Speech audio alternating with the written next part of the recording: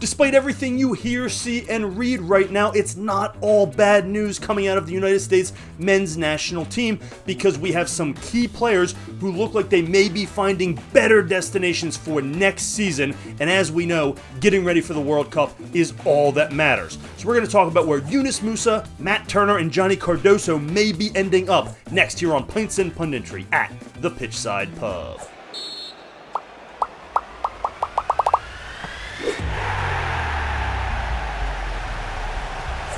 Look, I get it, it's tough right now. There hasn't been a lot of positivity surrounding the United States men's national team. The Gold Cup is stupid, and half the good players didn't show up to play it. There's almost no point in watching, and Mauricio Pochettino seems sort of like he doesn't care.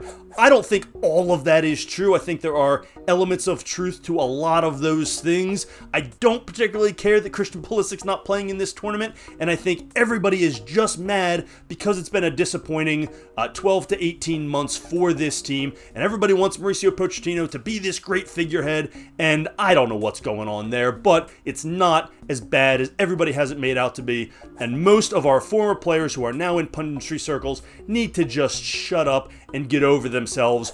I know you thought you were tough. I know you thought it was great. I know you think today's players are spoiled. You know what that makes you? Just like every other former player in every other sport in the world. It's so old, it's so worn out, and it's bringing a negative energy to the entire fan base, which means we now hate everything. So I'm here to inject a little positivity, because we do have a few transfer rumors and things happening with United States players that are really positive. So we're going to talk about what they are next here in a second. Before we do, hit that subscribe button for me down below so you can follow the channel. We like to talk about the U.S. men's team in addition to all the European football. I am, after all, an American, so hit that subscribe button for me down below so you can follow the channel. Get down in the comments, what do you think about these players, these moves? I'd love to get your thoughts. You can also leave comments on Twitter and Blue Sky at Pitchside Pub, and check out the website pitchsidepub.com. All right, so we'll start with Johnny Cardoso, because this one's been sort of brewing lately, and he has been at Real Betis and had a great season there, and has not been very good with the United States men's national team.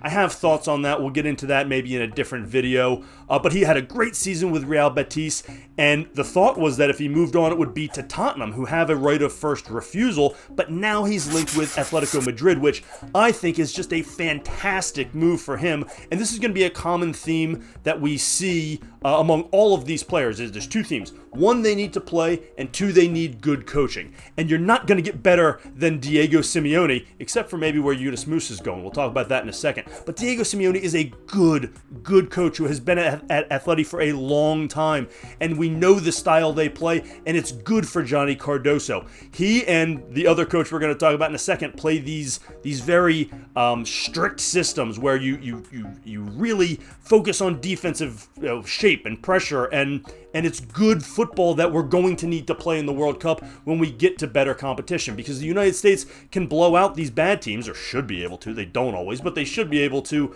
handle the weaker competition without too much problem. But when we play the better teams, we're going to have to hunker down and play some defense. And Johnny Cardoso can learn a lot from Atleti and from Diego Simeone when it comes to playing that style of play. So this could be a really good fit for him. Nothing against Real Betis or Pellegrini there, or any of the things he's learned, but he's going to move on. He's going to move on from Real Betis. That's almost a given. And if he lands at Atleti, that is a great opportunity for him to have a really good career. The Premier League may be a big jump for him, and frankly, Tottenham Hotspur is a hot mess. Now, Ange Postecoglou's gone. They're going to bring in Thomas Frank. He's a good manager, but that's just such an untenable system at Tottenham. You never know how long Frank's going to last. You never know how long anybody's going to last there, because it's just such a dumpster fire of a club. Whereas Atleti has structure. They've got stability. They get to play in big competitions. They're going to be in the Champions League. They make a run. They play deep into the Copa del Rey. They compete for La Liga titles. This is a great possible landing spot for Johnny Cardoso. So I really hope this one works out. I think he can learn a ton from Diego Simeone, and I think that would make him a great fit. I think it would really help what he's doing or what he's failing to do under Mauricio Pochettino, and maybe help fix some of those problems with why he's been so good at the club level and not really all that good at the international level. So if this one goes through, massive positive for Johnny Cardoso.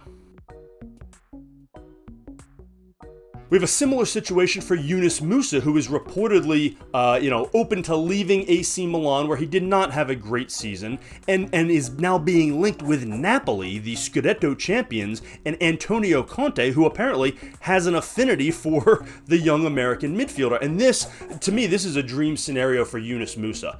And nothing against AC Milan, but they've been sort of a dumpster fire too. They had managerial changes throughout the season. Musah struggled to get consistent playing time. He was moved around. Different coaches come in, run different formations, different systems. He's bounced all over the pitch. That's actually something that's a strength of his, because he can play in a lot of positions, and his versatility is key to the United States roster.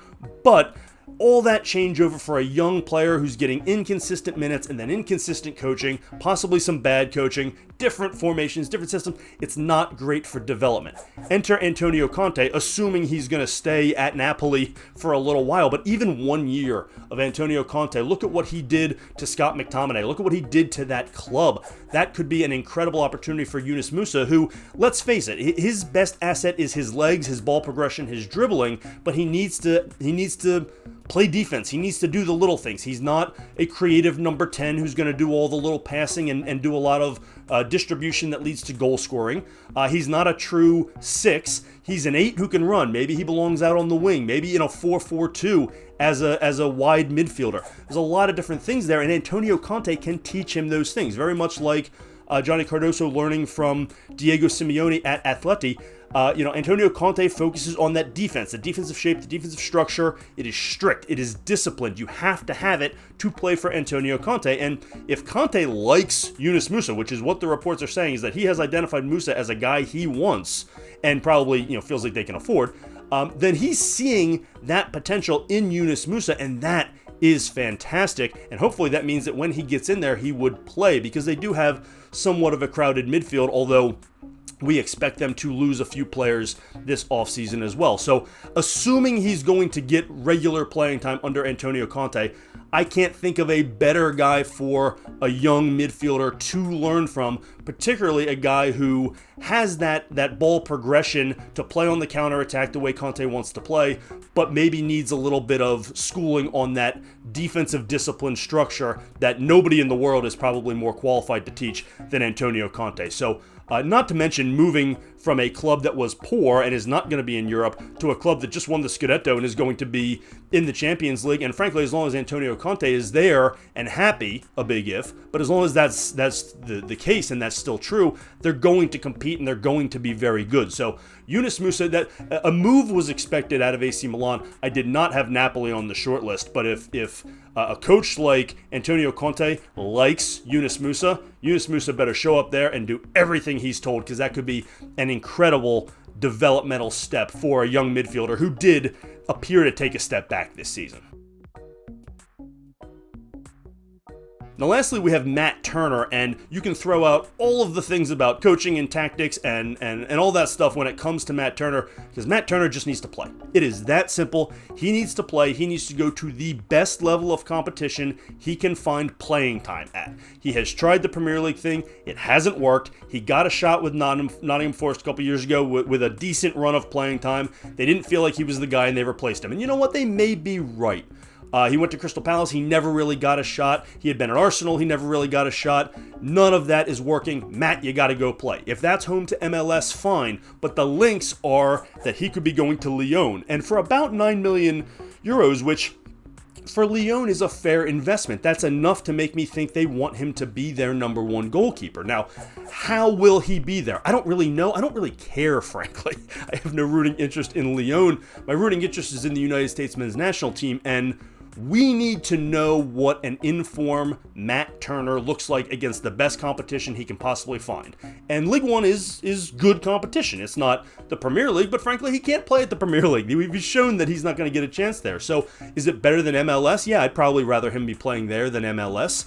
But it's good competition. It's certainly good enough that he should get a run of games and we can see what he is. Because at this point, we have sort of been starting Matt Turner on hope and promise, except he's now 30. He's not some young guy anymore. And it's what we saw in MLS a few years ago, which was a good up-and-coming young goalkeeper who then has barely played over the past couple of seasons. And so nothing is more important than him playing, and let's see what he looks like when he's in form. And if that's bad, that actually helps the United States and Mauricio Pochettino dodge a bullet. If he goes there and he's the starting keeper for 25 games for Lyon, and then he gets benched because he's not playing well, then we know, hey, he can't be our number one anymore. I don't know who that points the arrow towards, but at least we'll know it's not Matt Turner. Whereas if he's still on the bench and he's playing a few cup games here and there and he's getting a dozen games a season and he looks half decent in them because they're playing lesser competition, there's a chance that Mauricio Pochettino still says, well, I'd like a goalkeeper who's playing more, but we don't really have a lot of skill in this area. We don't have a lot of talented backups, so Matt, it's still going to be you. And he hadn't really earned it. This way we'll know. Ideally, he goes to Lyon and he does great. And the in-form Matt Turner is our clear, undisputed number one, and we go into the World Cup with one problem solved. That is a real possibility here if he goes to Lyon and has success. But at least if he goes there and fails, we'll know. We'll know he stinks before we find out, in a U.S. jersey. And that would be helpful too, because at least then we can turn our thought process somewhere else. So regardless of anything else, I don't care who the coach is, I don't care what anything else is, he just needs to play. And if he's going to get playing time at Lyon, American owner, by the way, might have a hand in this, but if he's going to get playing time at Lyon, then that solves a lot of problems and will give us 1 year to answer the questions. Because remember, at the end of all this, we will forget about the Gold Cup. None of it matters. All that matters is the World Cup and getting ready for it. Pulisic needs to be ready for it. Anthony Robinson needs to be ready for it. Yunus Musah needs to be ready for it. Everybody needs to be in their peak form and physical condition leading up to that. So they need to play, and they need to play against the best competition that will allow them to have success, be in good form, and play regularly. And all three of these moves, if they happen, put these three players, Musah, Turner, and Cardoso, in a position where they could have a lot of success, and that sets them very nicely up for next year leading into the World Cup. What are your thoughts? Do you like these moves? Do you think they're going to happen? And do you think they are the right moves for these players? Get down in the comment section. Let me know your thoughts. You can also leave some comments on Twitter and Blue Sky at Pitchside Pub. While you're at it, hit that subscribe button for me down below so you can follow the channel and check out the website, pitchsidepub.com. Thanks, as always, for joining us here on Pints and Punditry at the Pitchside Pub.